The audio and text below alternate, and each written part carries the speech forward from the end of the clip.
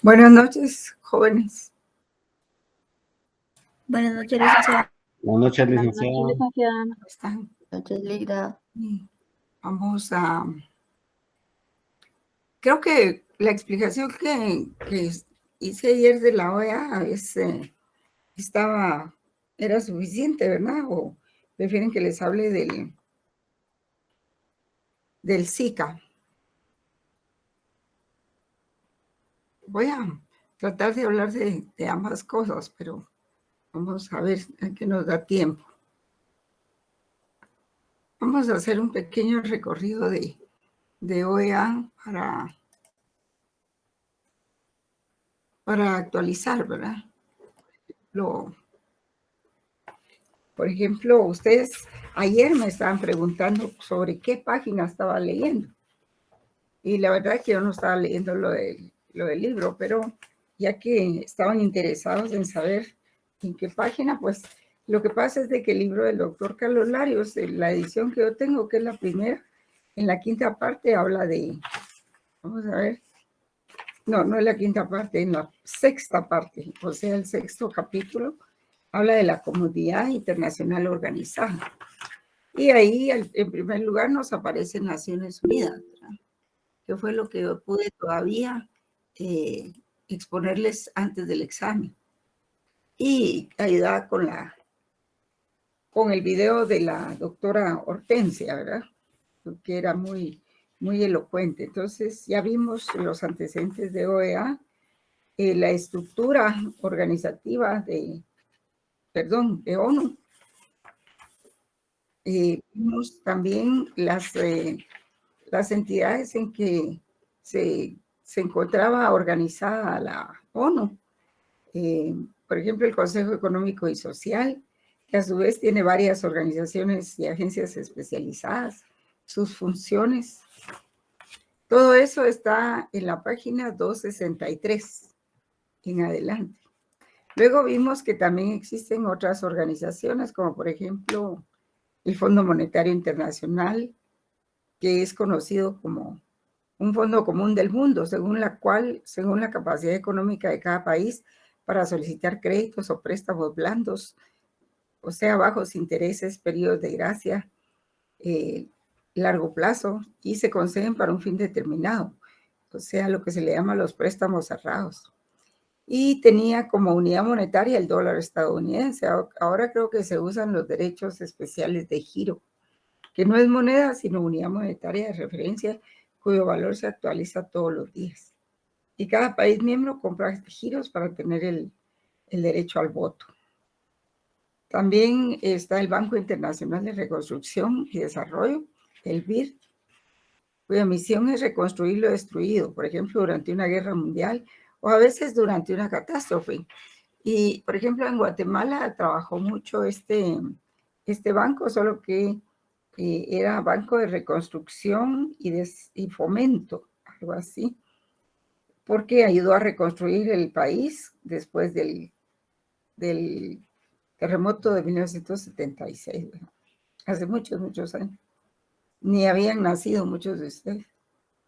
Y la Corporación Financiera Nacional también, que esa existe en Guatemala, Corporación Financiera Internacional. Y está la Asociación Internacional para el Desarrollo, que es conocida como AID, ahora se conoce como USAID. Y esas cuatro organizaciones tienen como características, pues, primero, la naturaleza económica intergubernamental y que nacieron con la ONU, ¿verdad? Y estas, pues, ayudan en muchos aspectos a los países. También la ONU tiene organismos no gubernamentales como ONGs. Y en esta categoría, pues, están los organismos que lidera el Consejo Económico y Social y que poseen competencia especial en esferas de actividad concretas del Consejo Económico y Social de la ONU, ¿verdad? La tercera, que ocasionalmente puede efectuar aportes a los trabajos del Consejo. Estas ONG reconocidas como consultivas pueden enviar observaciones a las reuniones públicas del Consejo y exponer por escrito sus opiniones. Y estas organizaciones, para tener derecho a voz, deben ser inscritas en las Naciones Unidas en Nueva York. También está el Consejo de Administración Fiduciaria, que era para administrar aquellos estados que después de la Segunda Guerra no tenían independencia. Pero como ya casi todos se independizaron, pues como que el Consejo ya no tiene mucho que hacer. Está también la Corte Internacional de Justicia de la ONU.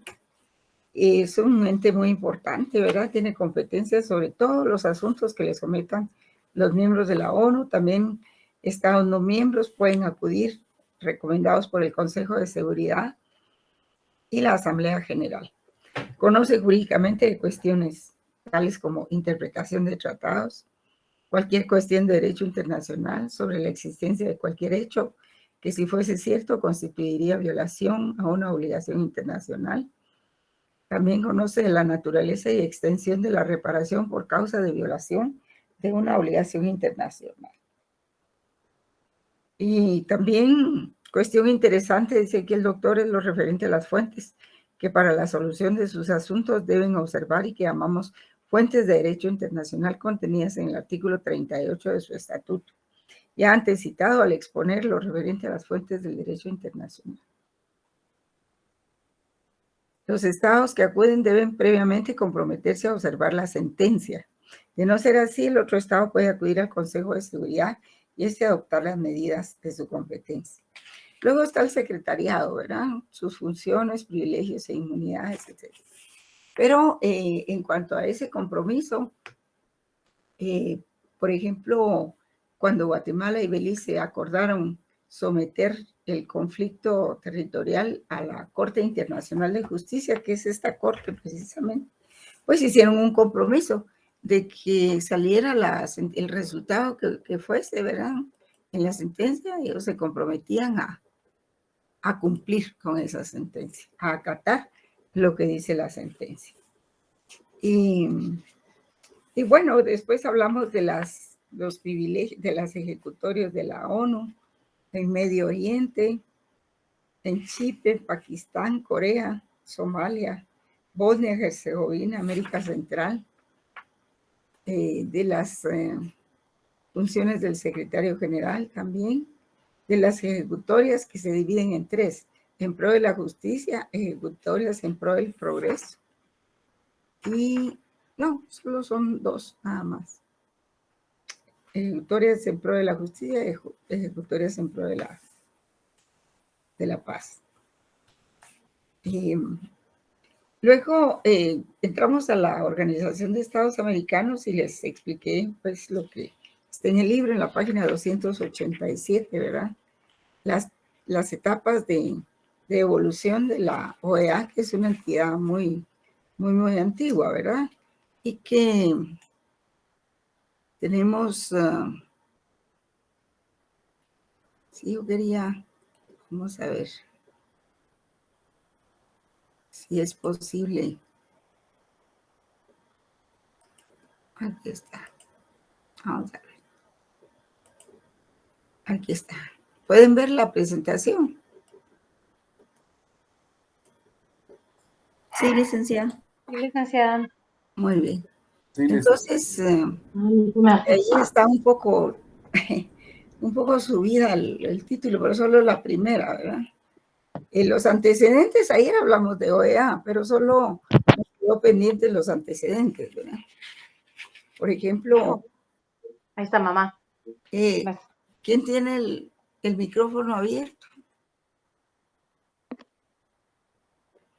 Marta Julia tiene su teléfono. Perdón, licenciada. Perdón. No se preocupe por mí. Lo que pasa es que si no le avisan a uno, pues uno sigue hablando cosas de su casa, ¿verdad? Sí, fue sin querer, Los perdón. demás no tienen por qué oírlas, ¿verdad?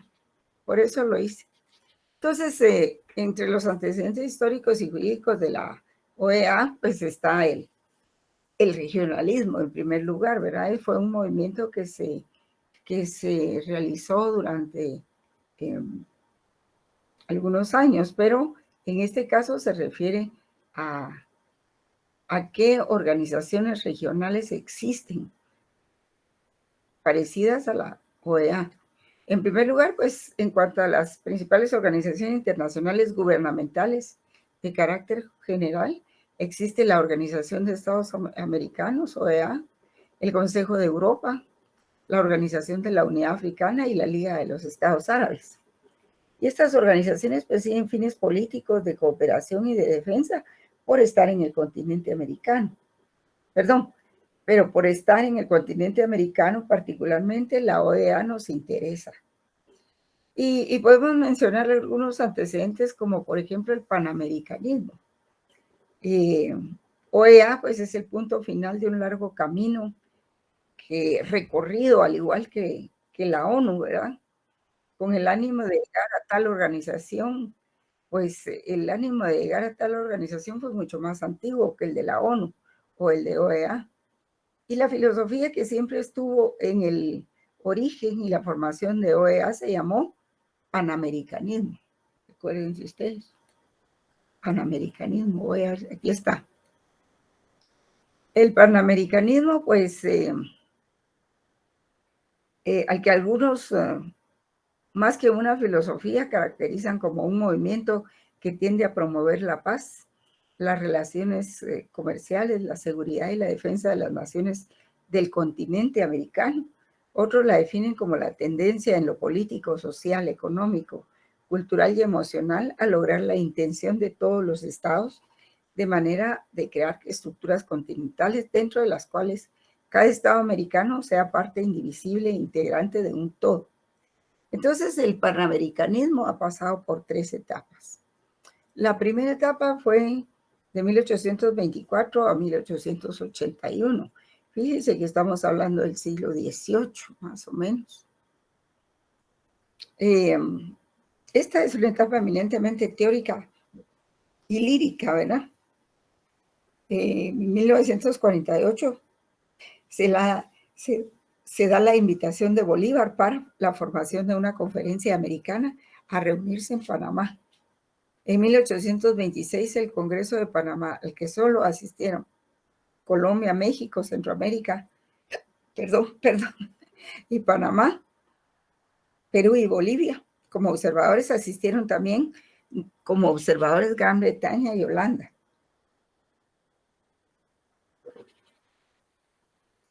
Disculpen, jóvenes, pero es que esto de hablar durante casi 5 horas altera el estómago. Entonces, este primer congreso se llamó Primer Congreso de Estados Americanos y el resultado fue el Tratado de la Unión, Liga y Confederación Perpetua, el cual solo fue ratificado por Colombia. El artículo 1 y 2 del instrumento aquí firmado decía que las repúblicas de Colombia, Centroamérica, Perú, Estados Unidos, mexicanos se ligan y confederan mutuamente en paz y en guerra y contraen para ello un pacto perpetuo de amistad, firme, inviolable y de unión íntima y estrecha con todas y cada una de las partes. Y el segundo artículo decía: el objeto de este pacto perpetuo será sostener en común defensiva y ofensivamente, y si fuere necesario, la soberanía e independencia de todas y cada una de las potencias confederadas de América. Acuérdense que en ese tiempo Colombia se llamaba así, la Gran Colombia, ¿verdad? De Bolívar. Pero esa Gran Colombia era integrada por Santa Fe, que le llamaban propiamente a Colombia, ¿verdad? Venezuela, y me parece que lo que era el Ecuador también. Creo que Perú no la integraba, la integró por un momento, pero luego se separó. Entonces, Colombia era muy, muy grande, pues abarcaba varios países que ahora están independientes. Y dice: si fuera necesario, la soberanía e independencia de todas y cada una de las potencias confederadas de América contra toda dominación extranjera, y asegurarse desde ahora para siempre los goces de una paz inalterable. Lo que pasa es que como acababa de pasar la Primera Guerra Mundial y pues los Estados Unidos siempre tuvo el temor de que otra potencia quisiera venir a conquistar América. Entonces actuó rápido para que América se organizara en su propia defensa. Pero siempre pensaban en otras potencias, ¿verdad? Como Alemania, como Japón, como Italia, los países del eje, ¿verdad? Pero no fue siempre así. porque después vamos a contar que después cuando fue el ataque a las Malvinas, ahí nadie se movió. Y entonces inician las conferencias panamericanas y las interamericanas o conferencias internacionales americanas. Está la segunda conferencia, ¿verdad? Cuando se declara el 14 de abril, Día de las Américas, y todavía está vigente eso. Y fue muy exitosa esa conferencia. Y es cuando empieza la segunda etapa, que es de 1881 más o menos a 1828. Pero esta conferencia se da más tarde, en 1902, porque la primera conferencia fue en 1889, convocada por Estados Unidos de América, y su objeto era discutir problemas aduaneros. Sí, también a Estados Unidos le urgía que se organizaran los puertos y las aduanas, los aranceles en toda México, ¿verdad? El resultado fue la Unión Internacional de las Repúblicas Americanas para la pronta compilación de datos sobre comercio. Y fue a partir de ese momento que se institucionalizó el sistema, pero no creó un sistema unitario con normas permanentes, sino hasta la 9ª Conferencia Interamericana se fundó la Oficina Central de la Unión Panamericana. Antes de ser OEA, fue la Unión Panamericana. Y estamos hablando del 14 de abril de 1890. Y la segunda conferencia de 1902 en México es la que tienen ustedes ahí, ¿verdad? Y luego la tercera conferencia se dio en 1906 en Río de Janeiro, en la que se acordó que pasaría a ser el comité ejecutivo de las conferencias panamericanas y la que tomara la organización, ¿verdad? Ya era un comité ejecutivo de conferencias panamericanas. Y en esa misma conferencia se creó el puesto de director general, siempre bajo la presidencia del secretario de Estado de Estados Unidos de América, en el Consejo Director, creado en sustitución del Comité Ejecutivo de la Oficina Internacional de Repúblicas Americanas, compuesto por representantes de los países latinoamericanos en Washington, en la segunda conferencia. Luego, en Buenos Aires, en la tercera conferencia, en la cuarta, se firmó el convenio sobre propiedad intelectual y, entre otras de sus resoluciones aprobadas, figura la adopción del nombre de la Unión Americana para la organización, y la de que cuando una república americana no tenga representante en Washington, podrá delegar en cualquier otro miembro del Consejo Director su representación. Luego, la quinta conferencia en Santiago de Chile en 1923 trató puntos relacionados con la cooperación técnica entre los países de América. La sexta conferencia celebrada en La Habana. Aquí ya me...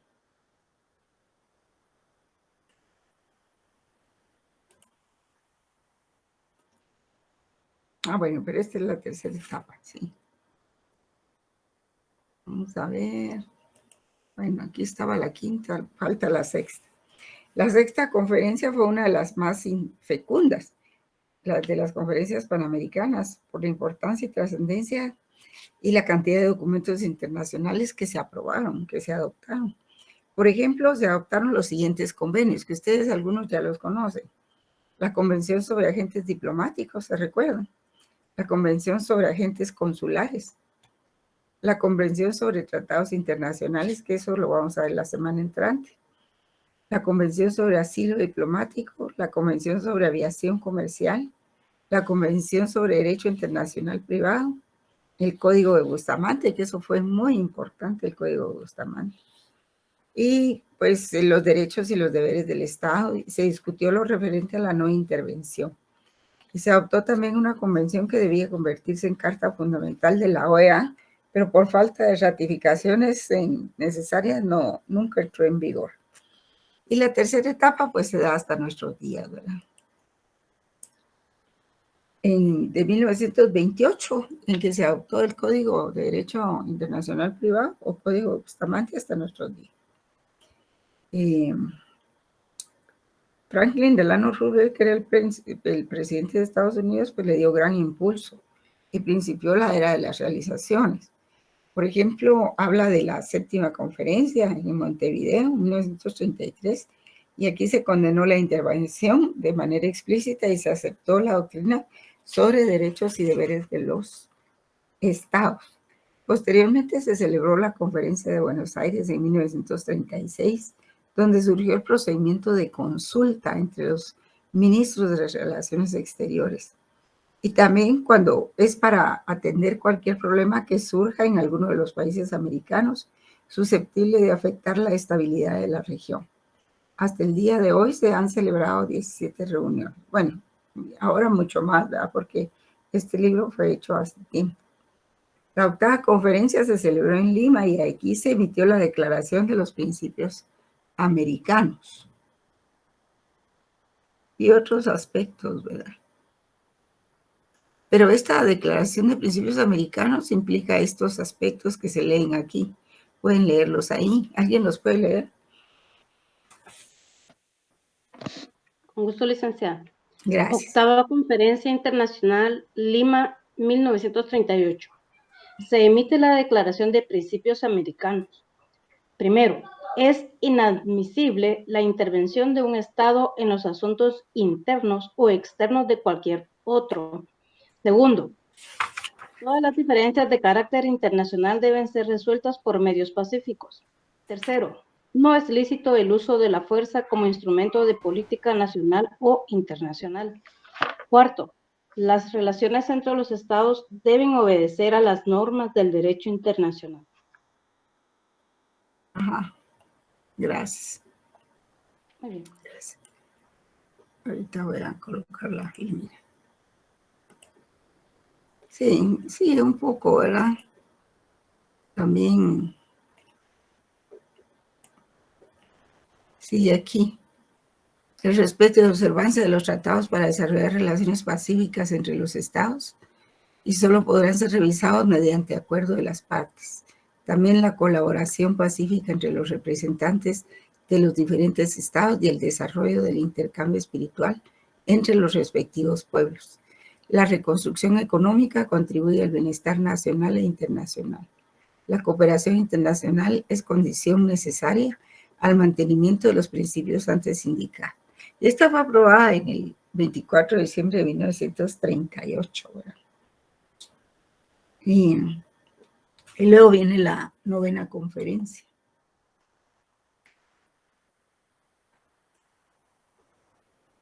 En 1948. Celebrada en Bogotá en 1948. Este es muy importante porque el principal resultado de la fundación de la OEA se llevó a cabo por medio de la Carta de Bogotá. O sea, fue cuando se fundó OEA propiamente, ya como OEA como la conocemos, ¿verdad? Y su carta constitutiva, al igual que la ONU, fue su propia carta de OEA, ¿verdad? Pero sale que las dos instituciones tienen como fundamento su carta que las constituye. También se aprobó no solo la carta de la OEA, sino la Declaración Americana de Derechos y Deberes del Hombre, de Deberes y Derechos del Hombre. Y se aprobó también el Tratado Americano de Soluciones Pacíficas o Pacto de Bogotá. Y estos tres instrumentos sostienen todo el sistema interamericano. Y en la Carta de Bogotá, firmada el 2 de mayo de 1948 y en vigor desde el 13 de diciembre de 1951, se encuentra la reglamentación relativa a la OEA, que vendría a sustituir a la Unión Panamericana con base en los principios establecidos ya en el Acta de Chapultepec. Por eso es muy importante esta novena conferencia, ¿verdad? Ahorita hace más de 70 años esto, ¿verdad? Entonces, esos tres instrumentos que les indiqué, que es la Carta de la Organización de Estados Americanos, la Declaración Americana de Deberes y Derechos del Hombre y el Tratado Americano de Soluciones Pacíficas o Pacto de Bogotá, son los tres instrumentos que constituyen el fundamento de la creación de OEA. Y en la 10ª conferencia, en Caracas de 1954, se discutió y firmó el Convenio sobre Asilo Diplomático que lo vamos a ver también, y el asilo, sobre asilo territorial, que son diferentes los asilos. La 11ª conferencia, o 11ª, ¿verdad?, a celebrarse en Buenos Aires, quedó pendiente y finalmente nunca se celebró. Entró en el movimiento reformista que resultó en el Protocolo de Buenos Aires, la Carta de OEA. Y en este periodo hubo 3 conferencias extraordinarias. Todas las anteriores fueron ordinarias. Las conferencias extraordinarias fueron: 1, la conferencia de Washington en 1964. 2, la conferencia de Río de Janeiro en 1965. Y 3, la conferencia de Buenos Aires en 1967. Además de las conferencias extraordinarias y ordinarias, también se celebraron las conferencias específicas, entre ellas la Conferencia de Consolidación de la Paz, celebrada en Buenos Aires en 1936, que tuvo por objeto estudiar la actitud que tomarían concertadamente todos los países de América frente a Alemania, frente a la invasión italiana de Etiopía y la agresión japonesa a China. La Conferencia Interamericana para el Mantenimiento de la Paz y la Seguridad del Continente de Río de Janeiro, celebrada en 1947, tuvo como resultado el Tratado Interamericano de Asistencia Recíproca, conocido como el Tratado, vamos a ver, bueno, este Tratado de Soluciones Pacíficas lo vamos a ver en la otra semana.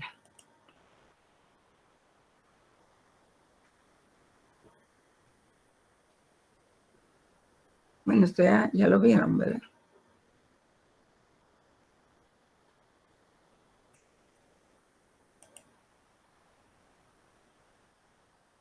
Sí, los 2 asilos, asilo diplomático y asilo territorial. En ese periodo se celebraron conferencias extraordinarias como la conferencia de Washington, la de Río de Janeiro y la conferencia de Buenos Aires. Conferencias específicas, pues, para la consolidación de la paz en Buenos Aires, ¿verdad? Y definir la actitud de los países de América frente a Alemania, la invasión de Etiopía y la agresión japonesa. También la conferencia, y ahí ya estábamos fuera de la Segunda Guerra Mundial, ¿verdad? Entonces, Estados Unidos organizó mucho más el proceso de América, ¿verdad?, con la OEA, para evitar que se dieran incursiones de estos países, de esas potencias en América. Pensaba blindar, pues, a América con estas 3, con la OEA, perdón. Y la Conferencia Interamericana para el Mantenimiento de la Paz y Seguridad en Río de Janeiro, 1947, que resultó en lo que conocemos como el TIAR.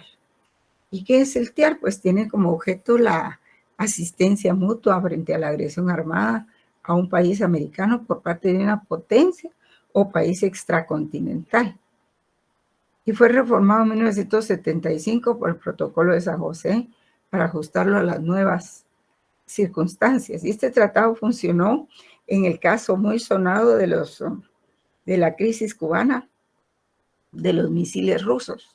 Y en esa ocasión la OEA unánimemente aprobó una resolución condenando la actitud de Rusia. Y más tarde muchos países americanos aportaron hombres, materiales y barcos en un esfuerzo por consolidar el bloqueo impuesto por Estados Unidos a Cuba. Pero este tratado no funcionó, el TIAR no funcionó cuando se dio el caso de las Malvinas, a pesar de que Argentina buscó su aplicación. Otras conferencias específicas han tenido como objeto asuntos relacionados con la energía, derechos humanos, estadística. O sea, como en aquel se trataba de Rusia, sí funcionó, pero en Cuba. Y como ahora se trataba de Inglaterra, que atacó a Argentina, ahí no funcionó, ¿verdad? Porque Estados Unidos e Inglaterra son primos. Así es de que, bueno, y luego de esos antecedentes viene lo que es propiamente la Organización de Estados Americanos, que la vimos ayer, ¿verdad? La hemos visto. Y eso está entre las páginas, después de esa historia, ¿verdad? Empieza la OEA en la página 292 a Pero es interesante leerla por las cumbres, jóvenes.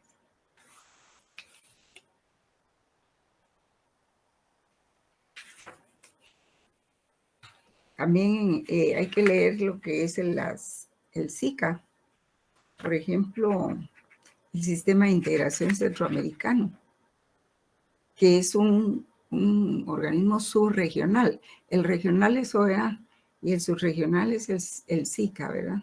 Que se inició como, a ver, ahí les explicaba, se inició con la Carta de Tegucigalpa, cuando fundaron ODECA.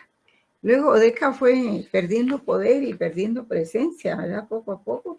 Y entonces se les ocurrió crear el sistema, pero ya como sistema de integración centroamericano.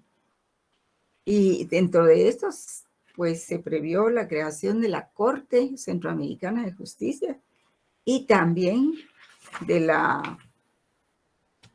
que la Corte Centroamericana de Justicia tiene competencia para cuando hay denuncias de aquellos países que no cumplan con los tratados centroamericanos, ¿verdad?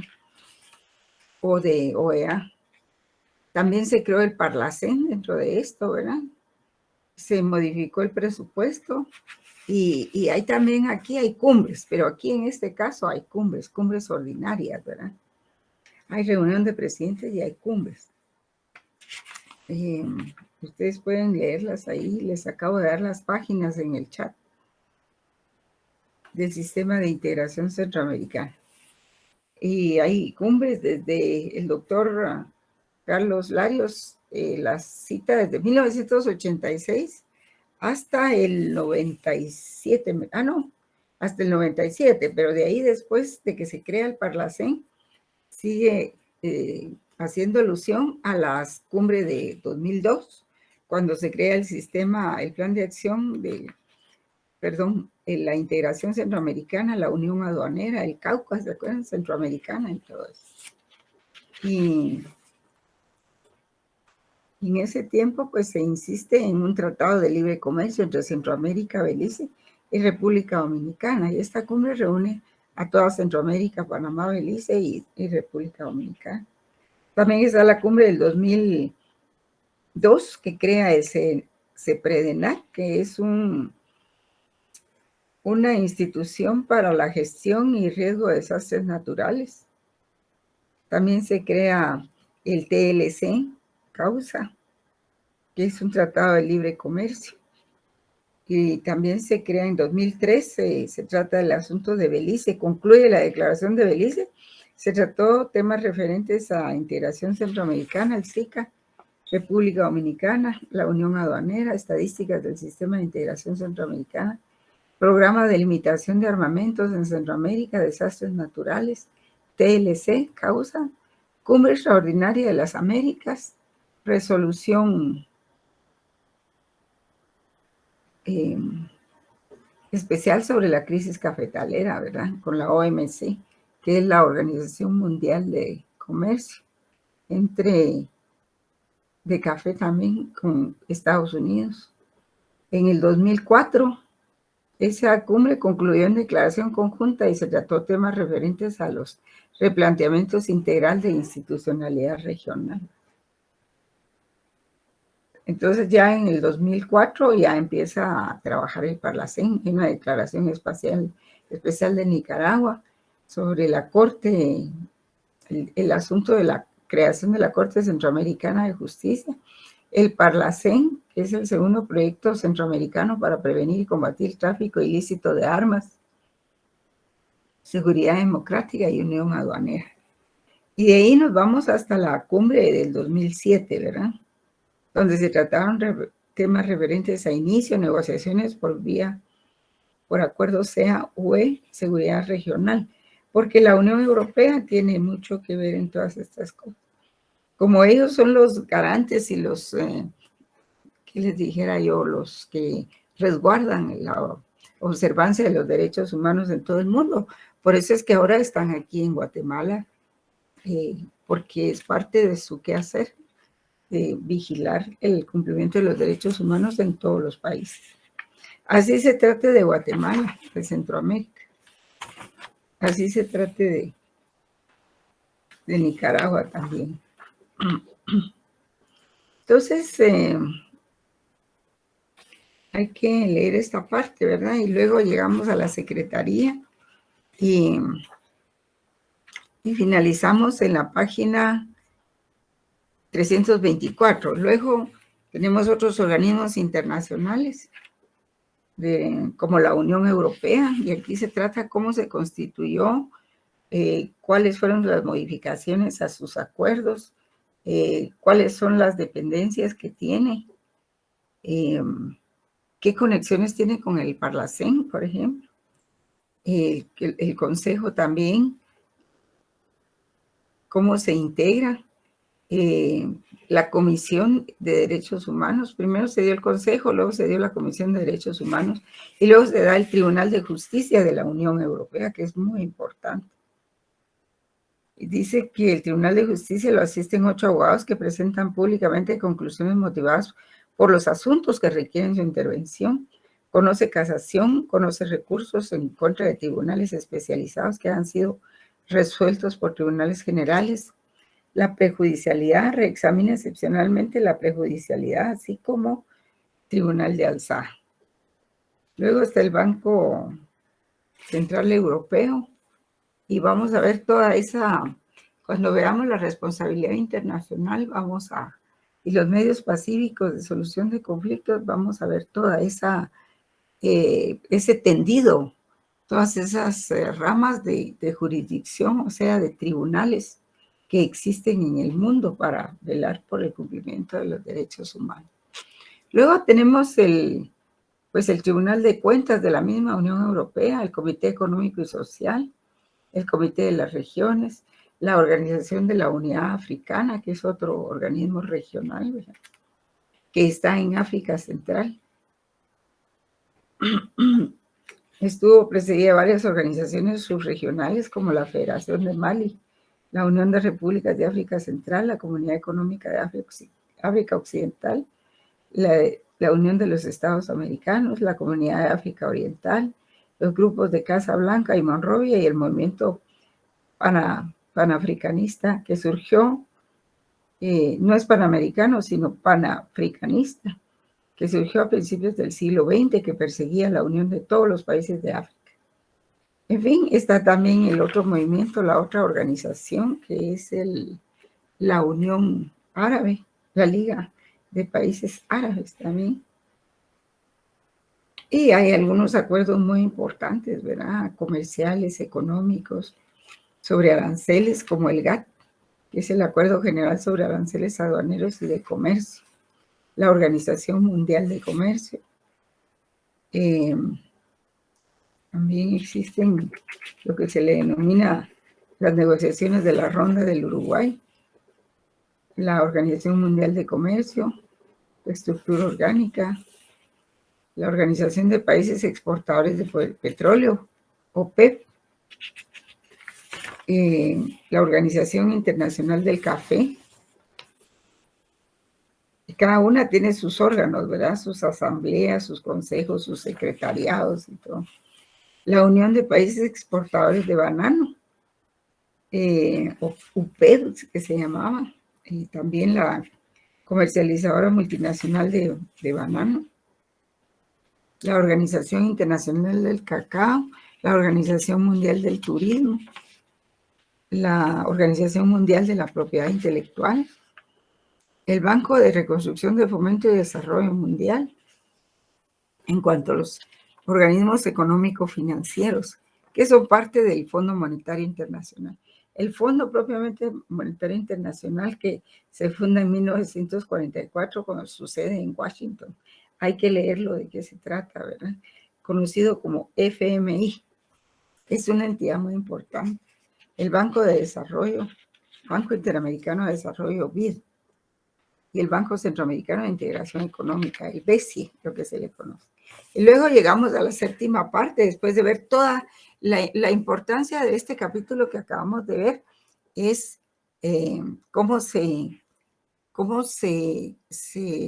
integra o qué instituciones son las principales, porque no se citan todas, sino sería la de no acabar, ¿verdad? Pero En este sentido, se trata de ver la importancia de ver eso en esta clase, es de ver cuáles son las principales organismos de instituciones de cooperación tanto económica como financiera, como técnica, ¿verdad?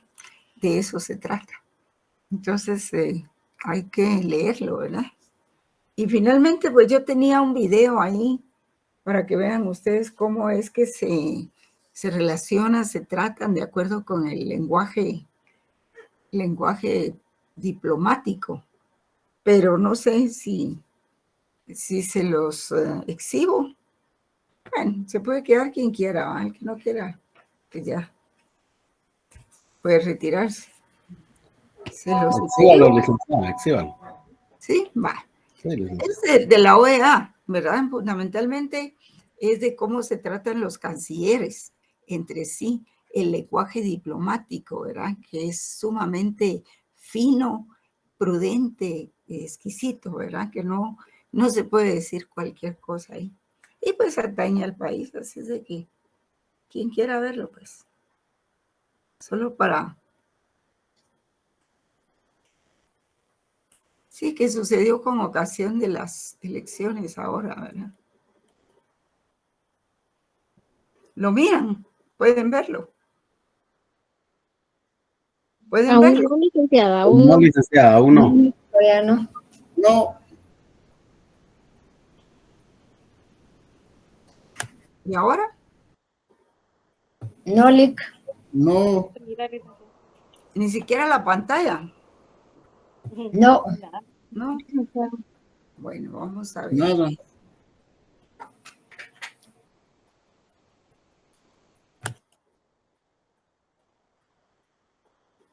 Vamos a ver. Vamos a ver si ahora se puede. Vamos a ver. Me avisan, por favor.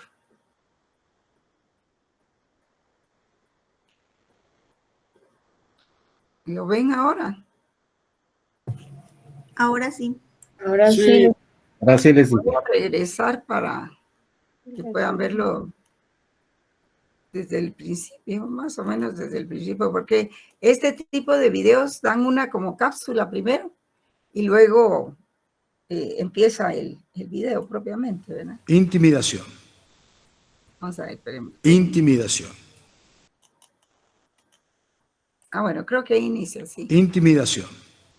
¿Lo ven? ¿Lo ven? Intimidación.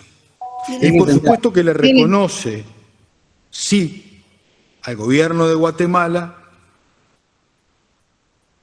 el recorrido de medidas adoptadas para la protección de los derechos a la vida e integridad personal de César Bernardo Arévalo y de Karina Herrera Aguilar.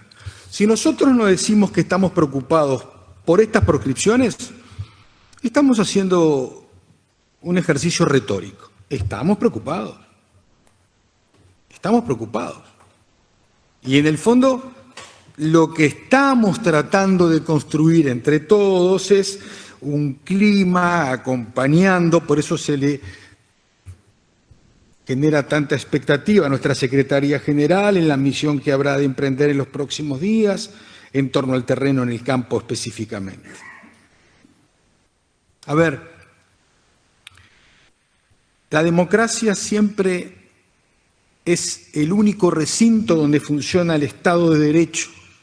Si el Estado de Derecho está funcionando es porque se respetan los derechos individuales, los derechos electorales, se respeta la separación de poderes y no hay nadie que colisiona. La democracia no se lastima, se la cura. A la democracia no se la cuestiona, se la cata.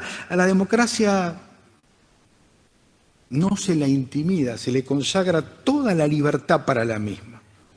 Hay un principio de legitimación que es la presencia de un presidente electo con un pueblo por detrás que está entendiendo que ese debe ser el camino el 14 de enero a las 14 horas. Recién arranca allí.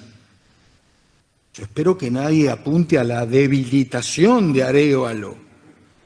Debilitar a Arévalo es debilitar al pueblo de Guatemala, y debilitar al pueblo de Guatemala es debilitar a Guatemala. Eso es lo que no puede suceder. Por eso este documento de hoy tiene tanta relevancia. Leído desde el ángulo de aquellos en donde lo que queremos es apañar, acompañar. Lejos estamos del injerencismo, nada. No nos compete a nosotros esto. Le compete al pueblo de Guatemala recorrer su camino democrático y a sus instituciones entender que hay zonas en donde no se puede ingresar. No se puede afectar el derecho de un candidato y una fórmula ganadora democráticamente. Y todos deberán bregar para que esa luz exista y arranque prontamente. ¿Cuánto quería decir, presidente? Muchas gracias, señor presidente. Quisiera empezar esta locución haciendo una relación, una frase de Winston Churchill que decía: la soberanía de una nación no puede ser infringida, y es la esencia de la soberanía. Hemos escuchado atentamente las opiniones de cada uno de los países, las cuales de la forma más propia y diplomática han señalado el irrestricto respeto a nuestra soberanía. Pero me corresponde a mí hacer el uso de réplica, porque es muy triste escuchar al embajador de Uruguay alzar la voz hablando de la palabra intimidación. Porque, estimado embajador, el Uruguay ha demostrado constantemente un compromiso al principio de soberanía, y usted, como representante del Uruguay, lleva la antorcha de ese compromiso. Como dijo el expresidente uruguayo José Mujica, la soberanía de un país no es negociable, y no puedo permitir que usted hable de la palabra intimidación e intimidación. Yo lo que hoy le digo es respeto, embajador. Respeto, embajador. Respeto, embajador. Porque todos los que estamos aquí estamos luchando por la democracia. Y el pueblo hermano del Uruguay ha sido un ferviente luchador de eso. Respeto, embajador. No merece usted poderse dirigir así, haciendo aseveraciones que le corresponden únicamente al sistema jurídico guatemalteco. Es por eso que también quiero hacer relación al comunicado de prensa del 31 de agosto del año 2023 por parte del Ministerio Público, en el cual el Ministerio Público de Guatemala dice claramente que es una institución autónoma que no se encuentra subordinada a ningún ente nacional e internacional, cuya función principal es investigar todos los hechos denunciados por la ciudadanía guatemalteca y perseguir penalmente a quienes puedan resultar responsables, garantizando de esta manera los derechos humanos de las víctimas del delito y preservando el Estado de Derecho.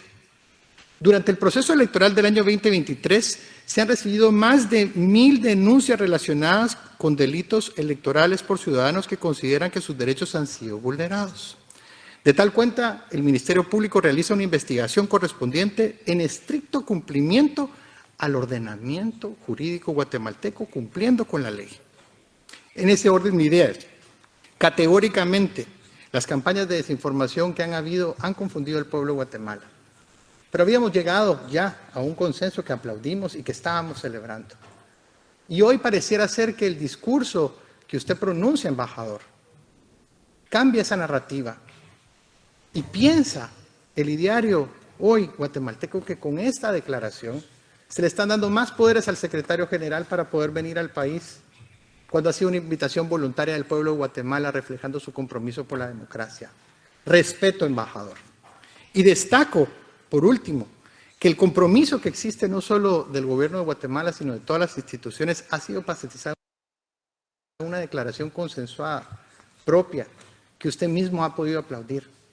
Pero no merecía el que usted hablara de intimidación, intimidación, intimidación, aseverando un hecho que hoy está siendo dilucidado por nuestro ordenamiento jurídico y que solo los guatemaltecos podemos ser responsables de los guatemaltecos. Respeto, embajador. Gracias. Y aquí respetamos mucho la libertad de expresión, por tanto, adelante por su derecho a réplica, No. embajador de Uruguay. Muchas gracias, presidente. No, creo que no nos estamos entendiendo y voy a procurar que nos entendamos, canciller Búcaro. Yo leí la declaración. ¿Me explico? Lo que yo hice referencia está acá, en esta declaración que usted también suscribe, en el apartado en donde hace referencia a la preocupación posterior al punto 7, en el punto 8 específicamente, usted suscribe la palabra intimidar, igual que yo. La frase dice, preocupado, sin embargo, por las acciones postelectorales de actores políticos y fuerzas partidistas y por la continua judicialización del proceso y la práctica del Ministerio Público de intimidar. Esto lo suscribe usted. Y luego en el punto 9 dice, preocupado también por los persistentes informes sobre actos de intimidación contra miembros del movimiento Semilla y familiares que derivaron en la emisión de medidas cautelares por parte de la Comisión Interamericana de Derechos Humanos. Esto también lo suscribe usted. Y luego yo le dije, y le hago el reconocimiento, como corresponde, que reconociendo las medidas adoptadas por el gobierno de Guatemala para proteger los derechos a la vida e integridad personal de César Bernardo Arévalo de León y Karina Herrera Aguilar. Esto es lo que acabamos de suscribir. Yo no salí del texto. Lo único que hice fue señalar un tiempo de verbo, una expresión que me parece que es importante. Ahora, usted no se debe sentir incómodo por esto porque lo hemos suscrito entre usted y todos nosotros. Si a usted le incomoda, le pido mis disculpas, en todo caso quizás en el tono de voz, pero lejos estoy de tratar de ofender a nadie, al contrario, lo que estoy procurando es que se entienda la gravedad. Somos todos conscientes que el presidente electo Bernardo Arévalo ha sido amenazado. No puedo evitar hacer algún tipo de reflexión al respecto. Es de orden hacerlo. Esta casa defiende los derechos humanos. Es la esencia de la organización de los Estados americanos defender los derechos humanos. Haríamos muy mal si no hacemos una reflexión al respecto. Y usted y yo creemos en lo mismo, en el Estado de Derecho y en la democracia. Estamos juntos, Búcaro. Si usted cree de verdad lo que suscribió y yo creo de verdad lo que suscribimos, estamos juntos. La historia dirá. Y bien, hasta aquí el video de hoy. Recuerden que ustedes tienen la última opinión, la cual pueden dejar en la cajita de comentarios.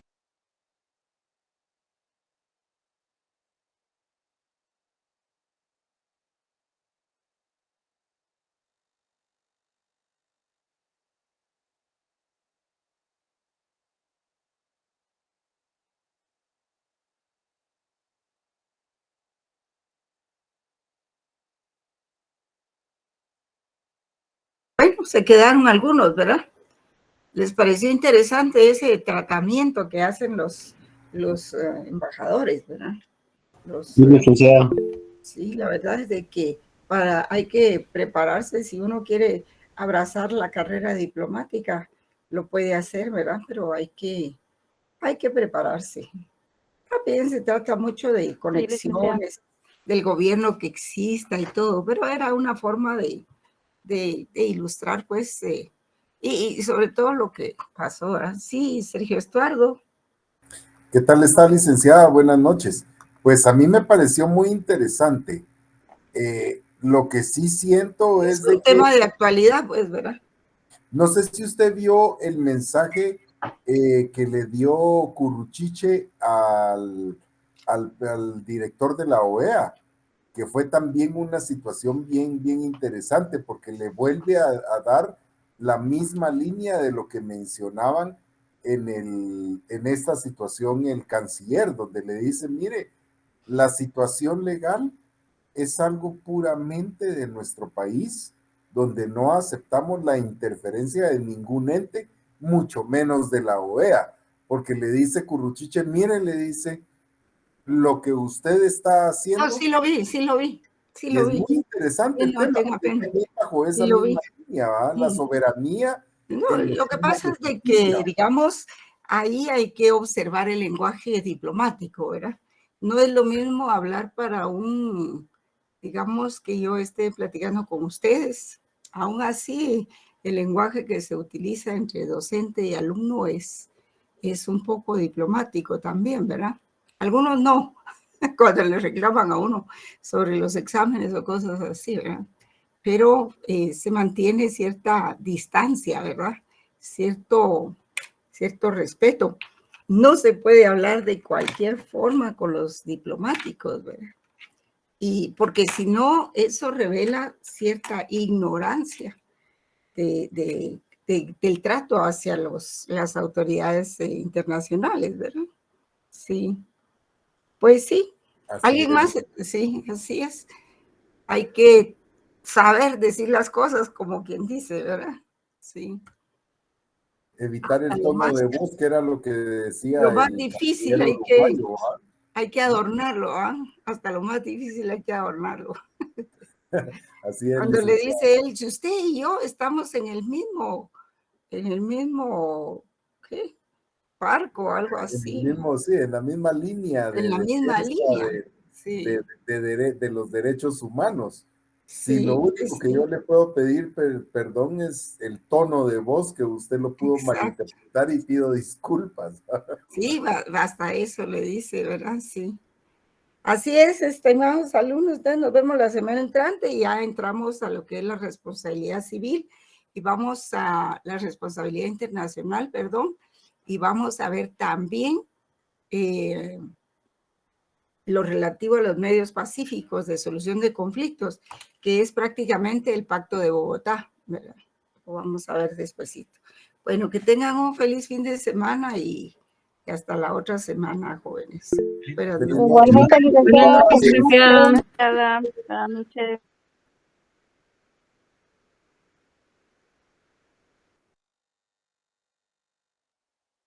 Adiós, Digna.